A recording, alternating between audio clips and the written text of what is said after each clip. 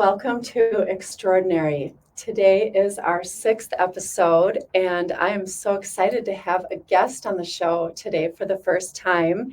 I told you guys last week that we were going to be interviewing a very special person who is joining me today to talk about her very special story, her reluctance to tell it, and what happened when she did.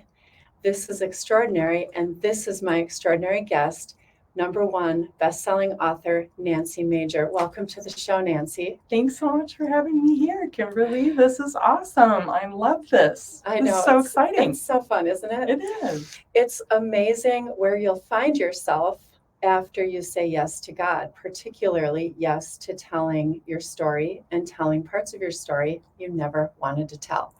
We're going to dive right into the good parts, the juicy parts, for those of you watching live.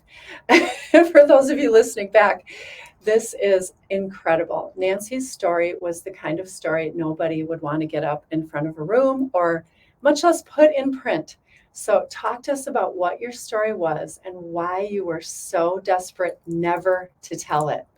So I have a very sinful, shameful past, and it was a secret that I had wanted to bury after God intervened in my life, and I felt like He had given me an opportunity to start my life over again. I could put this secret way back in the background, and I never was going to have to talk about it. It was something just too awful. It was too shameful, and it was something no one would ever accept. I didn't feel like I would ever be considered the same or thought of the same. So it was something just very, very shameful. And I really wanted to keep that buried. And even though I understood that God had rescued me from it and sort of saved me, I really thought that, okay, my deal with Him was I'll serve you in any way you want me to. I'll do, whatever you ask of me. And here's the thing about when you say, God, send me. Well, when you say that, I had in my head what that looked like. Send me how I want to be sent. Send me in a way that you want me to serve, but in my own box, in the way that I saw it. So I basically had an opportunity to reinvent myself. I came to a brand new area, which is here, and I started a whole new life, and God opened up all kinds of doors for me to move into professional career opportunities. And I was living this life and serving and doing what I thought was what He wanted, but it was also what I wanted. And I was like, well, that's kind of a win-win. And thinking that that's, this is good. And all along, though, this is the thing, secrets will make you sick. And especially buried secrets that involve a great amount of trauma and shame and really where you're hiding. And I was so paranoid and didn't even realize how that paranoia had seeped into my whole being. Wow. And running from all the time, scared every day that someone somewhere was possibly going to find out my secret, was going to possibly find out where I had been, what I had done. What were some of the ways that paranoia that you can see so clearly now that you maybe didn't see, like things you thought or things you did? So one of the things was that somebody would run into me, that maybe they would know me from my past life, that somehow they would just spring up and find me. So even having my picture taken, if that was posted anywhere, if it was online, someone could recognize me. This is during the days of social media. Yes. That every picture of everyone is everywhere, and you're trying to hide from that. And I was so fearful because some of the work that I was doing included being a public figure and being a spokesperson for many different organizations. And I ran from any kind of public attention or newspaper interviews or even radio show programs. I had changed my name, but if they saw me, I was so afraid all the time. And then even how I interacted with different people, what that paranoia and that fear and that shame. The shame is the biggest thing. If I could share that the most, probably, I think the shame and being in bondage, I didn't realize that I was so terrified to open that door and that God was trying to set me free from that, and I was fighting him the whole way. Wow. And I was really in some way in idolatry of fear itself Okay. and of the shame. The shame became bigger than God. Wow. And that is really a poisonous way to live. And it infected all of my interactions with people. It made me much more intimidated, much more afraid to speak any kind of truth. And certainly for anybody to get to know me, I did not want people to get to know me. I kept people at a very sturdy, strong arm's distance. And I didn't want people to get into my life at all, because if they asked a certain question, or if they started to ask about where were you before this, or where did you come from, and then that could lead to more of my secret getting out. So it was a very, very guarded time in my life. Wow. Did you feel isolated? Very much, very much, with the kind of background that I had, and where I was hiding, and the shame part of it. It seemed to me that if anybody were to find that out, the rejection, the fear of that rejection was so grave, it was so severe, that I just couldn't live with anybody finding out. And so it definitely kept me isolated. I lived in a very small circle. Only my most immediate people actually knew some of the truth, not even all of the truth. And what would you say were some of the most distinctive lies that the enemy told you during that time? You received Christ, you accepted salvation. The Bible says that you're washed clean. So you're like, I'm clean, but yet what was the devil telling you? Right. The devil was saying, obviously, all things are forgiven. God removes your sin as far as the east is from the west. So there's part of me that believes that, but not fully, not this sin. Okay. Like all the other ones, but not this. This Wow. is just too bad. And the fear of man, the fear of the rejection of people, was really where the enemy really had me so convinced that I could never be free from that this was like paying penance. Like God had accepted me, had rescued me, had saved me. But this was, when you do something this bad, when it's that shameful, this is just consequences for those actions. And I'll just have to carry this the rest of my life. Wow. And that's my shame to carry. It's no one else's. And so it almost felt like a snake that kind of coils around your neck, but it's real slow. Wow. You don't even realize that the air is being choked out of you, that you can't breathe until you're dead. And I was so close to being almost dead. Wow. Just not being able to breathe anymore with this shame. It was that severe. I was wondering, and I think you kind of answered it, but did you feel like the shame in your life increased during this time? Like you ended up with more, not less shame? Yeah, absolutely. It was building and building and building, because the more you're trying to hide, then the less authentic you really are, and the less vulnerable you can be. You feel vulnerable all of the time. So the more that you're hiding, the less real you are. So Wow. I kept feeling disassociated from myself.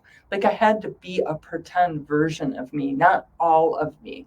I didn't even know what that looked like. I didn't even know anymore how to fully be all of who I am, because that part was just so awful. I couldn't imagine anyone loving me, forgiving me, accepting me. And I had just so much fear wrapped around that, and being found out. That was just a big, huge burden that I carried for a long number of years. So how many years into your walk with God did God begin to talk to you about telling your story? And what did that sound like at first? Okay, so this is really funny. This part is going to make me sound even crazier, but this is what happened. So this happened about 2 years ago. God talked to me, and it was just a very clear, audible message. I want you to share your story, and I want you to do it now. And I knew immediately what story he wanted me to share. And Wow. first thought I had was, that's got to be Satan. That's got to be from the God would would never God make me would do never that. make me do that. There's no way the God that I know would ask me to do this. He knows our deal. I had a deal with him. I mean, I'm serving him. I'm doing what I think he wants me to do. So I'm like, there's no way this can be from God. But it wouldn't go away and it wouldn't stop. So every day, every day, every day. So now I'm convinced that I'm hearing voices. I'm like, oh, great. Great. So now all of this running and hiding and paranoia has turned into, great, now I'm hearing voices. Now I'm really crazy. This has gone way over the edge. So now and so I'm struggling with this every day. And I just cannot believe this is from God. So I keep rejecting it. I'm like, absolutely not, absolutely not, absolutely not. Can't do it, can't do it. No, this is not. And I didn't tell anybody. I just sat with this over and over every day. Wow. For how long do you 2 think? months. Wow. Took me 2 months to tell my husband, even to just say anything to him that I was hearing this. And I thought for sure he was going to tell me. This was why I wanted to tell it. I wanted to share this with him because I thought he's going to reassure me. He's going to put his arms around me and he's going to say, Nancy, No way. God would never ask you God to would do never. this. Let's just get you let's get you to talk to somebody. You need some help. Let's get and we'll just tuck you in and everything's going to be fine. And I figured he would comfort me. So when I started telling him that God was saying this to me and that I kept hearing this voice, he's like, well, if God's saying this to you, then, I think that is from God, Nancy. And I think it's time. I think he's telling you it's time for you to share your story. I'm like, oh my gosh, I can't believe you're saying this. Like, you completely betrayed me. This is a complete betrayal. And now I'm like, well, you're obviously crazy. So I'm not going to listen to what he's saying. I have to get confirmation from my daughter because she is for sure going to reassure me. She is for sure going to say, yes, Mom, there is absolutely no way. God will never ask you to do that. So I talked to her and she's your number one supporter. And I'm like, oh, honey, I just feel like God is really talking to me about this. And I just can't believe, I just really think that this is from the enemy. What do you think? And she said, well, I think that's from God. And I think it's time for you to share your story.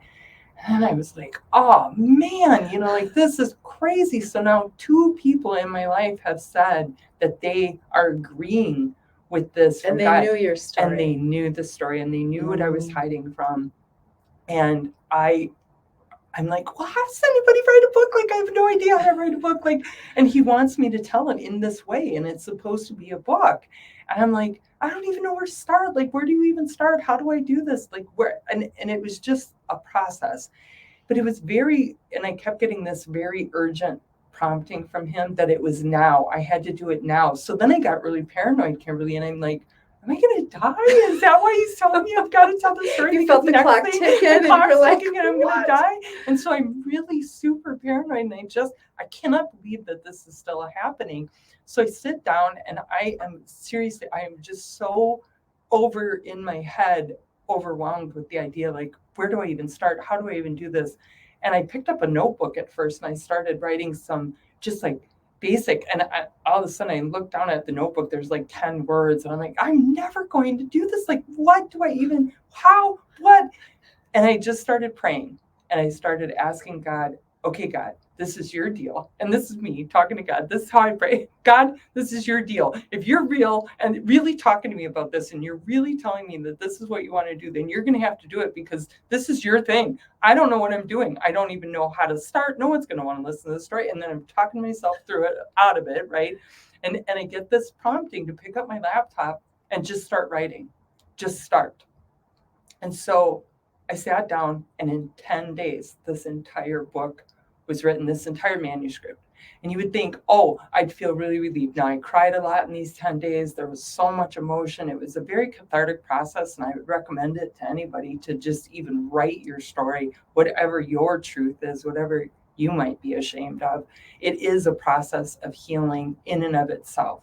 So as I was finishing this, I felt like, okay, God, this was healing. This was good. Thank you. This is exactly what I needed. I'm done, right? I'm done. And I'm like, maybe. So no here's one me. else needs to be a part of this. I'm saying to God, I'm like, so this is what you wanted. You wanted me to write this for me. This is a journal for me. And I heard him as clear as a bell say, that would be really selfish, Nancy.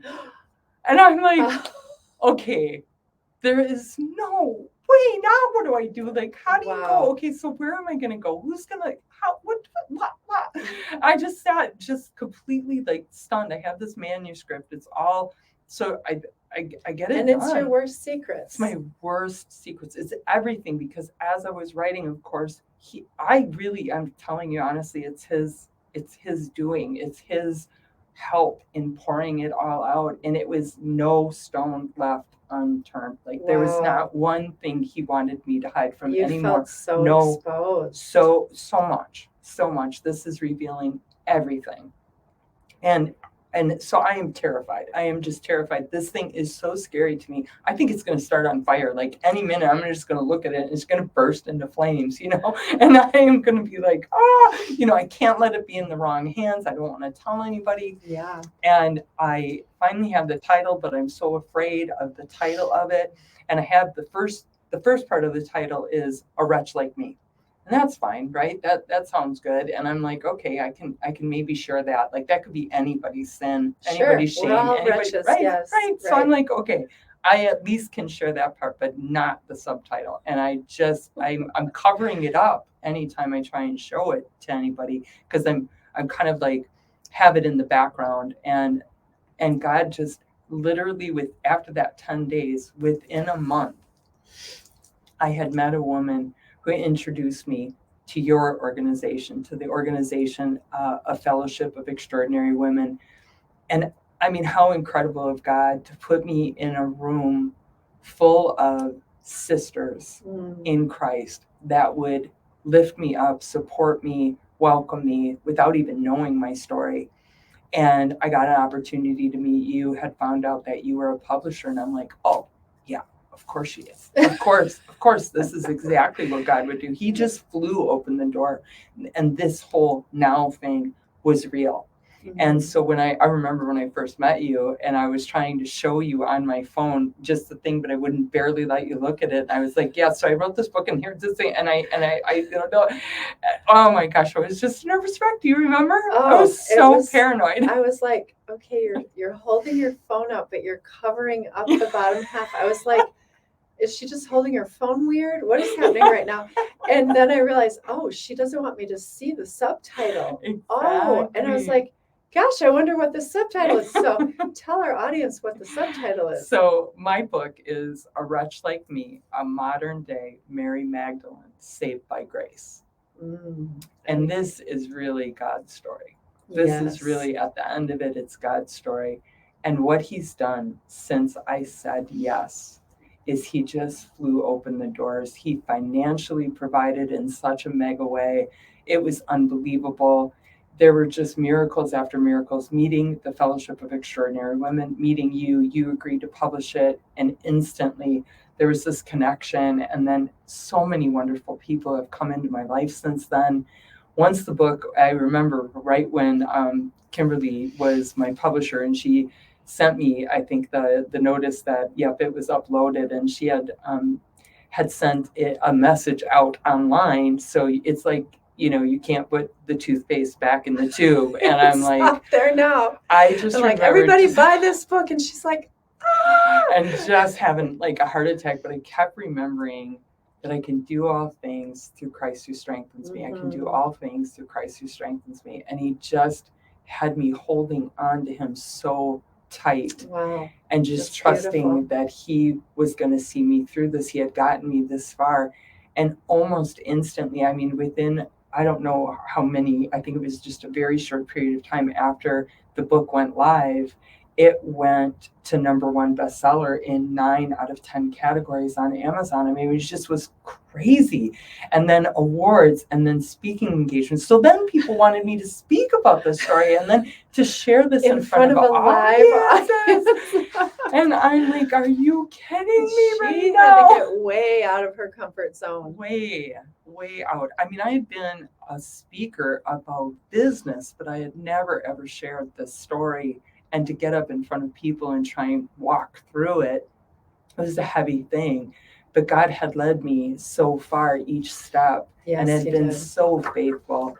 And all of a sudden the book was winning these awards and it was going international. And then a media group contacted me. And right now, as we speak, it's seriously, there are film buyers that are interested in creating this and making it a movie. And so it's in the works of becoming a film. And that is just like, what is happening? Like, whose life is this? And so God has just continued to break me free. He's literally taken the chains, the snake that was around my neck, and he has just crushed it. Wow. And I no longer have shame over that story. The glory of the Lord is what I boast about. Yes. Because that's what he's done for me. He set me free. And I never even knew what that felt like. I had no idea what it would be to be set free, truly. Yeah. So the thing that the enemy was using to keep you bound in the shame was the thing you feared the most, the exposure. And it was the very exposure that set you free. I just want to say during this process, you started out so terrified to let me see your subtitle. And even in our first phone call regarding your manuscript, you didn't tell me the subject matter. You just kept saying words like shameful and awful and terrible and immoral. And okay, so I was on the call with her like, did she kill somebody? Like, I was like, what did she do? And I remember telling you, well, you're going to be great at marketing because you know how to pique curiosity, man. I'm dying over here. But that was how we started out the journey. But by the time we began to promote this book on social media, on podcasts, and then speaking engagements where I was in the room with you several times when you were asked to speak, and your boldness, LinkedIn on a professional platform, you are telling your story. There's an amazing trailer for the book, by the way, on TikTok. You guys look for Nancy Major on TikTok. When you watch the book trailer, you think it's a movie trailer, and it's quite clear what it's about. And you were putting that all over social media and what looked to me like fearlessly.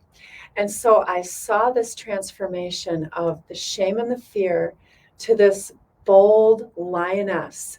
And you began to send out the message to all who would hear that God wants to remove your shame, that there's nothing he didn't die for, nothing he can't cleanse. Yeah. And that's when I gave you your nickname, Shame Slayer. Exactly. And that is so cool. I mean, what a cool nickname. I just look at God and I'm like, look at God go. Look at him move the mountains. Yep. And there is no weapon formed against us that will prosper. Amen. Any promises? When we say yes. When we right? say yes. That's the key. That's the key is you have to say yes. So for anybody who's looking, this is the book, A Wretch Like Me, A Modern Day Mary Magdalene, Saved by Grace. It's on Amazon and wherever books are sold. Yes. And we'll just wrap up with what's the most recent outcome of your yes, and how recent? It's so cool. So right when I was pulling in the driveway for this show today, I just got an email sharing with me that my book had been selected by New York City Big Book Awards as a distinguished favorite for 2024. So there is a huge interview coming with that, and a podcast and blah, blah, blah, all that. I mean, it's just another thing. It's just like one after another after another. It is so cool to look at how God makes us free. Yes. I love your story, Nancy. I love that you were the most reluctant woman I've ever encountered to tell her story. But because your leap of faith was bigger than others, not to do the comparing thing, but you took a big leap. Yeah. You risked career, friendships, all of it. And even, would anybody want to hire me ever again? Would I ever make an income again? All of that. You risked all of that. And all the Lord has done is bless you and bless you and bless you and open doors and provide and truly just get this story in the hands of people who need to be set free. That's exactly it. Mm-hmm. That's exactly it. It's beautiful. All to his glory. I love it. I'm so proud of you. And I want you to know, viewers and listeners, I invited Nancy on the show because I'm pretty positive nobody has a better excuse. Exactly. And that if you were resisting, you got no leg to stand on after hearing Nancy's story. But most importantly, if you are bound by shame, go to Amazon right now and get your copy of A Wretch Like Me and be set free. Thank you for joining me on today's show. I have no idea what we're doing next time, but if this was any indication, get excited. Get Because excited. we're here to see you live the extraordinary life that Jesus died to give you. Any closing words, Nancy? I would just say, who the Son sets free is free indeed. Amen. See you Amen. next time. Wow, that was so amazing. Yeah, we're done recording We're done. for the Okay. radio, but we're still live. So any of you, in fact, I'm going to check comments here and see if any of you had questions or comments for Nancy. I'm not seeing any on Facebook. So, well, you guys, thank you for being with us today. I mean, wow, right? Think about putting your deepest, darkest secrets in a book. Not just telling someone and risking they'll tell someone else, but it's in print, in black and white. And anybody, stranger or friend, can just go order it on Amazon and read all about it. That takes courage. I'm so proud of you and inspired by you. Thank So you. inspired. And if you are holding back a part of your story, I really encourage you to look at the shame you might be dealing with because of that and ask yourself, do you want to be so free, the free that Jesus died to make you? Maybe it's time for you to tell your story too. Absolutely. Yeah. I would encourage anyone to tell their story, because there are people, literally, I've learned, dying Wow. to hear our message of hope Yeah. and encouragement, and that you are really, truly free. Amen. And if God can do it for you, Exactly. if he can do it for me, he can do it for you. He can do it for anyone. God bless you guys. Thanks for joining me for Extraordinary Today. We'll see you next week. Bye.